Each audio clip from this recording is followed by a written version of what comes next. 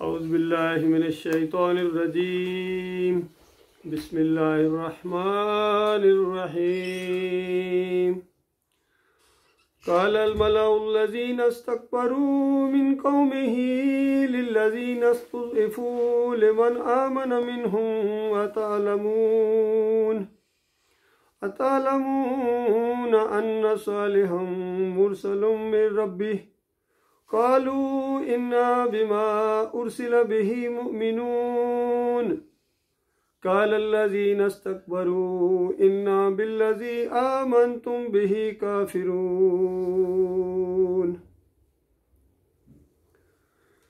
ये सूरतुल अराफ का मुसलसल दर्स जारी है और आपने एक बात महसूस की है कि हर दर्स के अंदर वही मज़मून है जो मुख्तलिफ़ एंगल से आ रहा है, मुख्तलिफ़ अल्फाज से आ रहा है।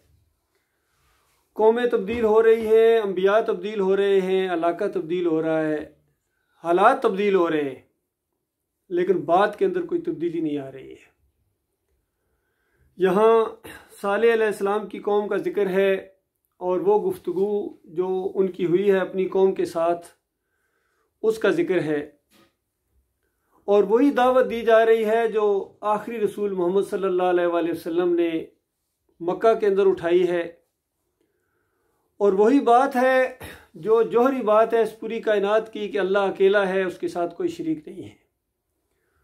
वही तुम्हारा मालिक है, वही तुम्हारा खालिक है, उसी ने ये कायनात बनाई है, उसी ने ज़मीन बनाई है, वही तुम्हारी रोज़ी का इंतज़ाम कर रहा है, तुम्हें पैदा किया है, तुम्हें नवाजने के लिए उसकी कोई मजबूरी नहीं थी।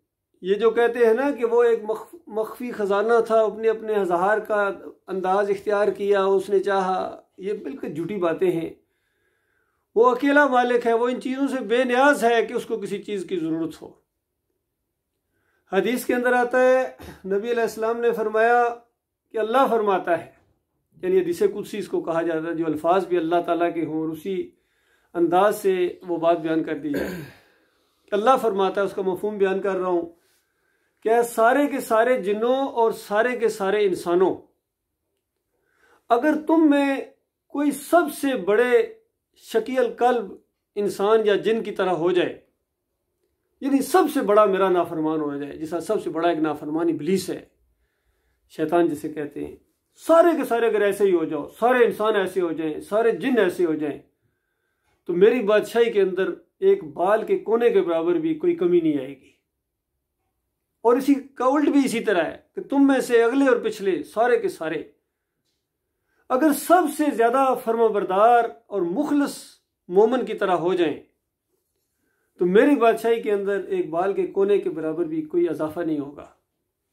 ये तुम्हारे अपने अमाल हैं, जिसने तुम्हें घेरा हुआ है कि तुम में से जिसको कोई नेक काम करने की तौफीक मिले तो अल्लाह की तारीफ करे, उस मालिक ने उसको ये तौफीक अता फरमाई है।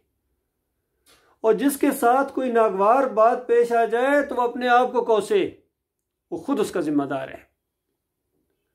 और फिर कहा कि सारे के सारे जिन्नों और सारे के सारे इंसानों, अगर तुम एक चटियल मैदान के अंदर खड़े हो जाओ और हर एक अपने दिल की मुराद अल्लाह से मांगना शुरू हो जाए, सारे, इन इसमें जवान भी हैं, वो अपने मजाज के मुताबिक मानेंगे, बूढ़े अपने मजाज के मुताबिक मानेंगे, ख्वातीन अपने मजाज के मुताबिक मांगेंगी, बच्चे हैं वो अपने जहन के मुताबिक एक सवाल करेंगे, सारे के सारे अपने अपने मजाज और अपने अपने शौक के मुताबिक सवाल करना शुरू कर दो, चाहत पेश करो और सब की अल्लाह ताला मांग पूरी कर दे, तो अल्लाह के ख़जानों के अंदर इतनी कमी भी नहीं आती है जितनी समुद्र में कोई उंगली डुबोए या सुई डुबोए और वापस निकाले तो बहरहाल कमी आ गई है, लेकिन अल्लाह के ख़जानों में इतनी कमी भी नहीं आती है।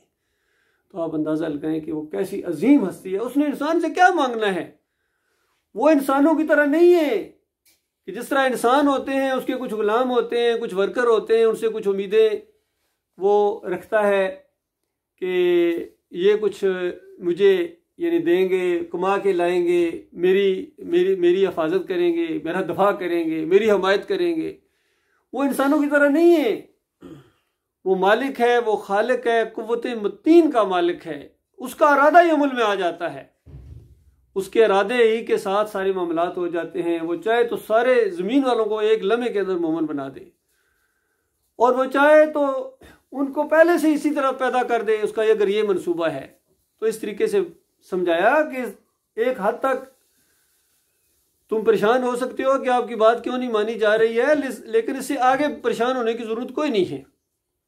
ये अल्लाह का निज़ाम है, दोनों रास्ते बता दिए जाएंगे, दोनों बातें बिल्कुल साथ साथ चलेंगी, और उसके बाद जिसका जी चाहे अपने रब का रास्ता इख्तियार कर ले, जिसको अच्छा लगता है ये रास्ता, जिसके दिल में अल्लाह का वक़ार है, अल्लाह की इज्जत है, वो अपने शऊर के साथ ये रास्ता इख्तियार करे। किसी दोस्ती की वजह से नहीं, किसी रिश्तेदारी की वजह से नहीं, किसी लालच की वजह से नहीं, बल्कि खुद वो इस नतीजे पर पहुंचे कि उसका मालिक और खालिक कितनी अजीम हस्ती है, और शुक्र अदा करे। सबसे पहली बात तो यह है कि उसने पैदा किया है। पहला एहसान उसका यह है कि उसने पैदा किया है, और वो अल खालिक है। कितनी मखलूक उसने पैदा किया है, की है और करेगा। और शुक्र अदा करें कि उसने आपको इंसान बनाया है। कोई और मखलूक भी बना सकता था। फिर इंसानों के अंदर कैसा माहौल दिया, कैसा घराना दिया, कैसी खूबसूरत शक्लो सूरत अता फरमाई। वो बदसूरत भी बना सकता था, वो कोई गरीब भी आपको यानी बिल्कुल इंतहाई आखिरी दर्जे के जिस तरह कमज़ोर लोग होते हैं उस तरह भी बना सकता था, माजूर बना सकता था, आटिज़म बना सकता था, सब कुछ कर सकता था। तो उसका शुक्रिया अदा किया जाए। फिर इन्हीं इंसानों में कितने हैं जो भटके फिर रहे हैं, गुमराह हो गए हैं, अल्लाह के अजाब का कोड़ा उनके ऊपर बरसा है, अल्लाह की नाफरमानियाँ की हैं। बताने वाले भी आए थे, समझाने वाले भी आते रहे, किताबें नाजिल की अल्लाह ताला ने, लेकिन उन्होंने बात मान कर ना दी है। तो उसके बाद अल्लाह के अजाब के मज़े चखे उन्होंने। तो उसके बाद शुक्र अदा करो कि मालिक ने तुम्हें अभी मौका दिया है। ये बात वही बात है कि जिसके मानने के ऊपर आपकी दुनिया और आखिरत का सारा दारोमदार है, और न मानने के ऊपर जो खसारे में जाने वाले लोग हैं उनके अंदर आपका शुमार हो सकता है। जहन्नम की आग तुम्हारे जिस्मो जान को छू सकती है। वो अगर अकीदे के अंदर खराबी हुई फिर तो छुएगी, फिर तो कोई ताकत आपको अल्लाह के अज़ाब से नहीं बचा सकती है। बाकी ईमान अकीदा दुरुस्त करने के बाद भी अगर मालिक की फरमाबरदारी वाला अंदाज इख्तियार न किया, मुसलसल नाफरमानी करते रहे, तो वो चार बातें जब तक नहीं आएंगी। सूरत अल-असर के अंदर उसका जिक्र किया। ईमान खालस तो बहरहाल करना पड़ेगा, उसके बगैर तो जान ही नहीं छूटनी। और फिर अमले साले हैं, जानते हैं अल्लाह की फरमाबरदारी है, फ़राइज़ है। और उसके बाद अभी जहन्नम की आग से बचने के लिए कुछ जन्नत अल फरदौस की बातें ज़रा बाद में करना। पहली बात है कि जहन्नम से तो छुटकारा मिले। जहन्नम की आग से बचने के लिए वतवासौ बिल हक करनी है। ये हुक्म है मालिक और खालिक का, ये कोई राय नहीं है। वतवासौ बिल हक, हक बात की आपने तबलीग करनी है, चाहे कुछ हो जाए। ना कोई आपकी रोजी बंद कर सकता है, ना कोई आपकी मौत को करीब ला सकता है कि आप हक बात बयान करेंगे तो पता नहीं क्या हो जाएगा। ये शैतान डराता है आपको, पता नहीं क्या हो जाएगा। और कुछ भी नहीं होता है। मालिक के यहाँ तुम्हारा दर्जा बुलंद हो जाएगा, ये होना है। मालिक की तरफ से ये वादे किए जा रहे हैं कि तुम्हारे दर्जात बुलंद होंगे, तुम अल्लाह के ऊपर भरोसा करके रास्ते में अपना कदम डाल लो। और शैतान डराता है कि फिर तो नौकरी चली जाएगी, फिर तो कारोबार बंद हो जाएगा, इलाके वाले मुखालिफ हो जाएंगे, फिर कौन है आपके साथ तल्लुकात रखेगा, कारोबार कौन करेगा आपके साथ, दोस्तियां कौन करेगा। तो बताया इनकी दोस्तियों का शौक है आपको जो मेरे नाफरमान हैं। और अगर मेरा रास्ता इख्तियार करो जो मैं बता रहा हूं, तो ऐसे ऐसे दोस्त तुम्हारे हिस्से में आएंगे कि दिन की दोस्ती का क्या कहना। अंबिया की दोस्तियां, सिद्दीकीन जो सच्चे लोग गुजरे हैं इंसानों में से, उनकी दोस्तियां आपके हिस्से के अंदर आएंगी। और जिन्होंने अल्लाह के रास्ते में जाने दे दी, शहीद हो गए, अल्लाह के रास्ते में बड़े बड़े दर्जात हासिल किए ऊंचे दर्जे के, वो तुम्हारे दोस्त होंगे। सालिहीन तुम्हारे दोस्त होंगे, सारे के सारे फरिश्ते तुम्हारे दोस्त होंगे। हर तरफ से दोस्ती के पैगामात और बड़े बड़े गिफ्ट तुम्हारे लिए अल्लाह की तरफ से लेके आएंगे। सलामती के हर वक्त हर लम्हे अल्लाह की रहमत और शफकत के अंदर इजाफा होता चला जाएगा। और ये बात कोई ज्यादा दूर नहीं है। ये बात मानने के बाद 1 सेकंड बाद ये मामला हो सकता है, 1 मिनट बाद ये मामला हो सकता है, 1 घंटे बाद ये मामला हो सकता है। और बहरहाल जिंदगी के बाद तो होना ही होना है। चलो 10 साल और 20 साल और लगा लो, कितने और, आखिर मरना। तो देखो ये कितनी जल्दी वक्त गुजर रहा है। इसलिए बार बार जो मौका मिलता है दर्स देने का, दर्स सुनने का, ये हमेशा नहीं रहेगा। एक वक्त आएगी कि ये जो अभी आप सुन रहे हैं, मैं कह रहा हूं, ये किस्सा माजी बन जाएगा, हमेशा हमेशा के लिए इसकी यादें भी फरामोश हो जाएंगी। लेकिन जो बात की जा रही है इसके ऊपर नतीजा निकलना है, क्योंकि ये अल्लाह की बात है, ये मेरी अपनी बात नहीं है। और आपको गौर व फिक्र की दावत दी जा रही है। ये तो हफ्ते बाद या कभी महीने बाद इस तरीके से गुफ्तगू होती है। बाकी असल बात कुरान के अंदर अल्हम्दुलिल्लाह कि बिस्मिल्लाह रहमान रहीम से लेकर वन्नास तक अगर आपको यही बात ना मिली तो कहना भाई ने झूठ बोला था। हर आयत, हर अंदाज, हर वाकया इसी एक मसले को बयान कर रहा है कि तुम्हें आखिरत के लिए पैदा किया गया है, तुम्हें आखिरत के लिए पैदा किया गया है और दुनिया की हर चीज तुम्हारे लिए पैदा की गई है। तुम्हारा उठना बैठना अल्लाह की रजा के मुताबिक हो जाए, अपने मालिक की मर्जी के मुताबिक हो जाए, तो मालिक तुम्हें और ज्यादा नवाजेगा और ज्यादा हदायत का जरिया बनाएगा।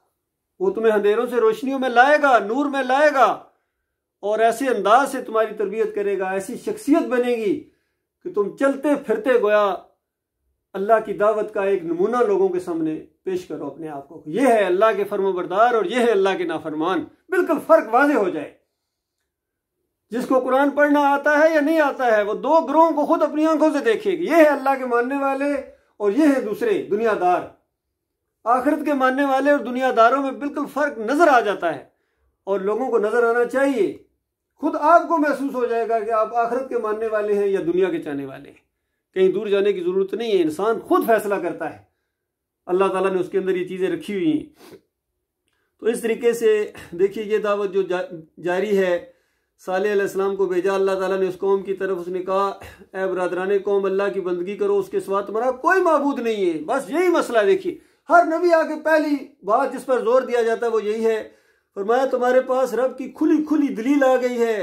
ये अल्लाह की ऊँटनी तुम्हारे लिए एक निशानी के तौर पर है। पत्थर के अंदर से, चट्टानों के अंदर से एक ऊँटनी निकली है। उन्होंने उनका मुंह बोला मुतालबा जो है वो पूरा किया गया है कि देखो कितनी कुदरत वाला है अल्लाह ताला।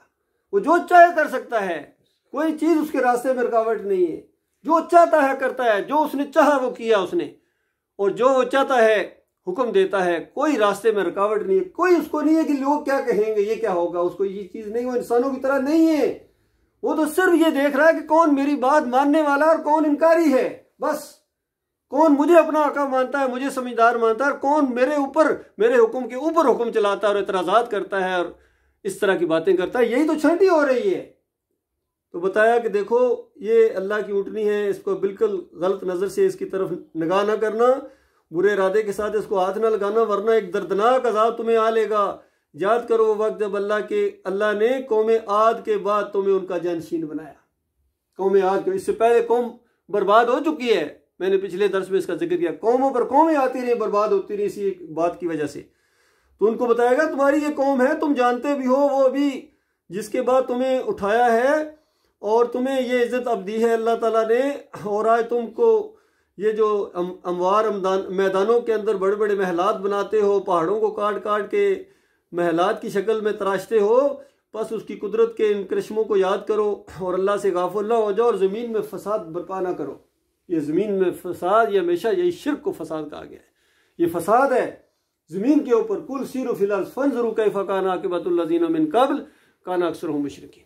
हमेशा यही हुआ है और इस फसाद से आज ये ज़मीन फिर भर गई है। हर तरफ जो पिछली कौमों के हम मामलात पेश पढ़ते हैं या सुनते हैं या कुरान के अंदर आए हैं, किस तरह अल्लाह के अलावा दूसरों को पुकारते हैं, उनकी नजर न्याज लेके जाते हैं, नजराने चढ़ाते हैं, झुकते हैं उनके सामने, रुकू करते हैं, सजदे करते हैं, मुरादें मांगते हैं। ये मांगते थे काफर और मुशरिक। तो हैरानगी उस वक्त होती है कि कैसे इनकी मत मारी गई है। लेकिन अब जरा अपने ये जो हमारे मुसलमानों के मंदिर हैं, जिनको ये दरगाह कहते हैं, मज़ार शरीफ कहते हैं, उर्स मुबारक कहते हैं, इनके जरा नज़ारे करें तो सब कुछ वही हो रहा है। उसी तरह टोकरे मिठाइयों के आ रहे हैं बांटने के लिए, देगें चढ़ाई जा रही हैं और वहां जाके सजदे हो रहे हैं, रुकू हो रहे हैं, पुकारें लगाई जा रही हैं, या ख्वाजा बस दे तेरे पास आए हैं, कुछ मुरादें लेकर आए हैं, या बरी कर खरी, या दाता गंज बख्श, खजाने बख्शे। और फिर कहीं सोने के दरवाजे लगाते हैं, कहीं तवाफ हो रहे हैं, कहीं मुरादें मांगी जा रही हैं नामुराद कब्रों से, कहीं बुतों के सामने, मूर्तियों के सामने। पूरी ज़मीन पर यही कुछ हो रहा है। तो अल्लाह के बंदो इसी को अल्लाह शिर्क कहता है, कुफर कहता है।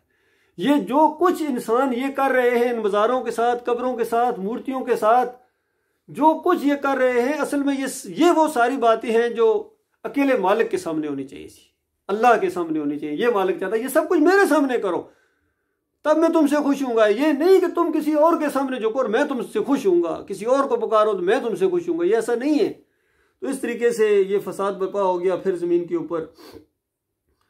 तो उस कौम के सरदारों ने जो बड़े बने हुए थे, कमज़ोर तबके वाले उन लोगों से जो ईमान लाए थे, उन्होंने कहा कि क्या तुम वाकई ये जानते हो कि साले अपने रब का पैगंबर है?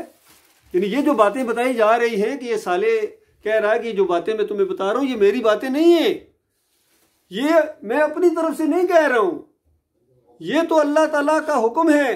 यही मसला था मक्के के अंदर, यही मामला शुरू हो गया था कि लोग कहते थे शायरी है, कहीं से सुन के आ जाते हैं, और नबी अलैहिस्सलाम कहते थे कि नहीं ये मेरी बात नहीं है, ये अल्लाह का कलाम है जो मैं तुम्हारे सामने पेश कर रहा हूँ, ये अल्लाह के अल्फाज हैं, मेरी बात नहीं है। तुम मेरे से मुतालबा करते हो, इसमें थोड़ी तब्दीली कर लो, कमी कर लो, कोई और ले आओ, इस तरह की बातें करते हो, तो मेरी तो नहीं है।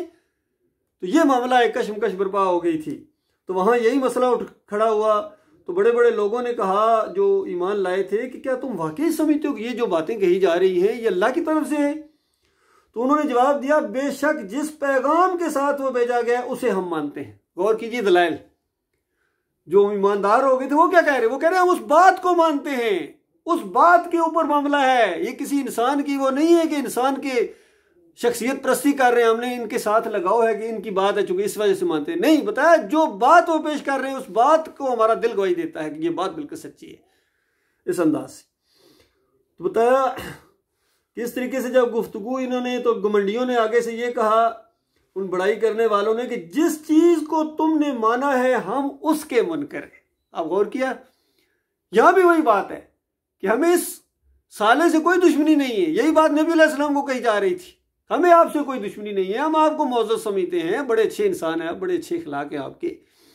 हमें जो इतराज है उस बात से जो बात आप पेश कर रहे हैं। और इसी बात का फिर जवाब दिया अल्लाह ताला ने कि मोहम्मद ये तुम्हारे दुश्मन नहीं हैं, ये मेरे दुश्मन हैं, लिहाजा तुम्हारा काम सिर्फ बात को पहुंचा देना है, इन्होंने मेरे पास आना है। हिसाब किताब करना, इनकी खाल उतारना ये आपका काम नहीं है। इनके ऊपर अजाब नाजिल करना, चाहे मैं दुनिया में अजाब नाजिल करूं तेरी मौजूदगी में, या तुझे ऊपर जब वफात हो जाए ऊपर तुम्हें यानी बरज़ख में बुला लूँ तो उसके बाद ये पीछे रह जाए, उसके बाद अजाब आए, ये करना फैसला मेरा काम है, ये आपका काम नहीं है। आप अपनी बात पेश करें, आपकी जिम्मेदारी ये है। इसके अंदर अगर कमी की, इसमें कोई लालच, इसमें कोई ऐसी चीज़, किसी की दोस्ती, किसी की रिश्तेदारी या इस तरह का कोई लिहाज किया तो फिर आप मुजरिम बनेंगे। लेकिन अपना काम आप करके इनको छोड़े, कौन मानता है और कौन नहीं मानता है इसकी जिम्मेदारी हमने आपके ऊपर नहीं डाली है। तो इस अंदाज से देखिए जहाँ जो मुकालमा हुआ असल में बिल्कुल वही कशमकश थी जो मक्का के अंदर बर्पा हो गई थी, और वही आज भी मामला है। इस कुरान की जब दावत पेश की जाएगी, ईमान की जब दावत पेश की जाएगी, तो इसके मुकाबले में फिर मलफूजात हैं और अपने अकाबरीन के अकीदे हैं और अपने बड़ों के फलसफे हैं, और उनके ऊपर चूँकि चोट पड़ती है। कुरान की बात पेश की जाए तो इनके मजाज के ऊपर, इनके अकीदों के ऊपर, इनके अकाबरीन के ऊपर चोट पड़ती है। इस वजह से ये आगे से मुतालबा करते हैं कि कोई और किताब लेके आओ, ये बात सख्ती है, थोड़ा सा बस तशद्दुद ना करें। सख्ती करते हैं बात, आप नरमी नहीं करते हैं कुछ, कभी तो थोड़ी बहुत तो हमारी मान लें। अब सारी कितनी आपकी बातें मानी, अब इतनी बाल बराबर बात है, इतनी तो हमारी मान लें। और इस बात के जवाब में ये था कि ऐ नबी अगर थोड़ी बहुत बात इनकी वजह से मानी जो मैंने पेश की है कि कहीं तादाद के अंदर इजाफा हो जाए, कहीं ये मामला हो जाए, तो उसके बाद जानते हो मैं क्या करूँगा। उसके बाद फरमाया कि तुम्हें दुनिया में दोहरा अजाब दिया जाएगा और आखिरत में भी दोहरा अजाब दिया जाएगा। कैसी पोजीशन है नबी अलैहिस्सलाम की। और बताया गया कि अंबिया की ये सुन्नत रही है, ये अंबिया का तरीका है कि अल्लाह की वादानियत को मानते हैं, फिर उसके ऊपर जमाव दिखाते हैं, फिर उसको पेश करते हैं और इस मामले में किसी की परवाह नहीं करते हैं। तो नबी अलैहिस्सलाम ने पूरी सच्चाई के साथ इस दावत को पेश किया और फिर अल्लाह को गवाह बनाया आखिरी खुतबे के मौके के ऊपर कि देखो, लोगों से पूछा क्या मैंने अल्लाह का पैगाम पहुंचा दिया है? सब ने कहा कि बिल्कुल आपने सच्चाई के साथ पहुंचा दिया है, उसका हक अदा करने की कोशिश की। और फिर ऊपर आसमान की तरफ देखा और कहा या अल्लाह तू गवाह रहना। और फिर लोगों को कहा कि देखो जो यहाँ मौजूद है वहाँ पहुँचाओ, जहाँ तक नहीं ये आवाज़ पहुंची है। और कितने सहाबा हैं वहाँ से वो निकले हैं, अपने घरों में भी नहीं गए और पूरी दुनिया पर फैल गए, हर जगह जहाँ जहाँ पहुँचे इस पैगाम को। कैसी बड़ी जिम्मेदारी उन्होंने निभाई। ऐसे नहीं उनके दर्जात बने हैं, अल्लाह के यहाँ जो बड़े बड़े दर्जात का जिक्र है या जिनको दुनिया में जन्नत की खुशखबरियाँ सुना दी गई थी, अशरा मुबशरा, ऐसे नहीं थे। वो अमली मैदान में आए थे, उन्होंने अपने मालिक और खालिक की बात को पहचान लिया था और आखिरत के ऊपर उनकी निगाहें थी। वो दुनियादार नहीं थे, खालिस आखिरत के ऊपर, आखिरत चाहने वाले, जन्नत के चाहने वाले। और जन्नत चीज़ ही ऐसी है कि उसको दी जाए जिसको, जो उसका वाकई चाहने वाला है, जो वाकई उसका शौकीन है।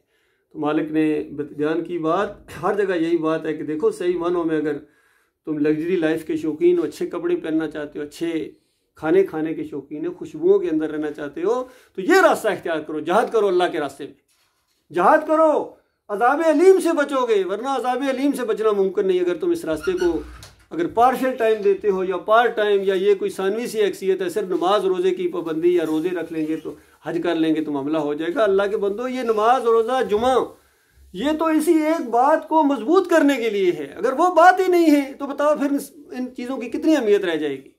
लिहाजा अगर जुमे के दिन इकट्ठे हों तो इकट्ठे हो के आपस में मशवरे करें कि अल्लाह के दीन को गालिब करने के लिए, दीन को कायम करने के लिए हमने क्या पिछले हफ्ते क्या किया था, पिछले महीने क्या हुआ, साल की क्या हमारी कोई कोशिश हुई और आगे हमारे क्या प्रोग्राम है। ये अल्लाह के दीन को गालिब करने के लिए अगर गुफ्तगू होती है, ये इरादे हैं, तो फिर तो नमाज नमाज है और जुमा जुमा है। और फिर हज और उम्रा, सारी चीज़ें इसी एक बात को मजबूत करने के लिए। और अगर ये इरादा ही नहीं है, कुफ्र और शिर्क दंदना रहा है, तागूत की हुक्मरानी है, हर तरफ तागूत के झंडे बुलंद हैं, तो इनकी खुदाइयों को ख़त्म करने का कोई प्रोग्राम ही नहीं है, तो उसके बाद बताइए अल्लाह के हमारा क्या मुकाम होगा? कुछ भी नहीं है। लिहाजा हम वो काम कर पाएँ या ना, हमारे इरादे तो यही होने चाहिए, हमारी सोच तो यही होनी चाहिए, हमारी कोशिश तो यही होनी चाहिए। और याद रखो मेरे भाइयों, अल्लाह ताला सिर्फ कोशिश देखता है, सिर्फ कोशिश देखता है। आपने कोशिश कितनी की है, ये आपसे नहीं पूछा जाएगा कितने मुसलमान बनाए हैं। बाकी जिनके कानून तक ईमान अकीदे की बात पहुंच रही है, नहीं इस तरफ आ रहे हैं, तागूत के साथ चिमटे हुए लिपटे हुए हैं, ये अपने अंजाम को पहुंचने वाले हैं। वहां चीखेंगे, चिल्लाएंगे, जो कुछ कुरान के अंदर बयान हुआ है होगा इनके साथ, बिल्कुल अपनी आंखों से देखेंगे। और उस वक्त ये चीखेंगे, या अल्लाह एक मरतबा और एक मरतबा हमें दुनिया में भेज दे।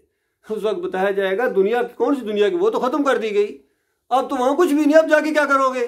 वो जो माहौल था उसके अंदर, वो जो कहते हैं हालात ठीक नहीं, वो यही तो हालात ज़बरदस्त है तौहीद की दावत देने के लिए, ईमान, अपने ईमान के इजहार के लिए और अल्लाह के रास्ते में कुर्बानियाँ देने के लिए। यही तो हालात है, यही तो माहौल है, ये दोबारा नहीं बनेगा।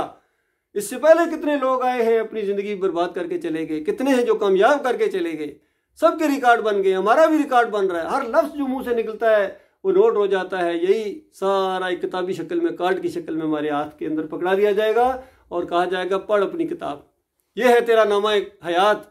और इंसान जब उसको देखेगा कहेगा आए मेरी कमबख्ती, यानी मैंने कभी सोचा ही नहीं था कि यह मामला पेश आने वाला है। ना कोई छोटी बात मेरी इसके अंदर छोड़ी गई है, ना कोई बड़ी बात इसके अंदर मेरी छोड़ी गई, सब कुछ यहाँ दर्ज कर दिया गया है। तो अल्लाह ताला से दुआ है मालिक उस दिन ऐसे पछतावे से जो बड़ा खौफनाक पछतावा होगा, अल्लाह ताला अपनी पनाह में रखे। ईमान अकीदा दुरुस्त हो गया है, अब अमल की अल्लाह तौफीक अता फरमाए, इस रास्ते में आगे बढ़ें।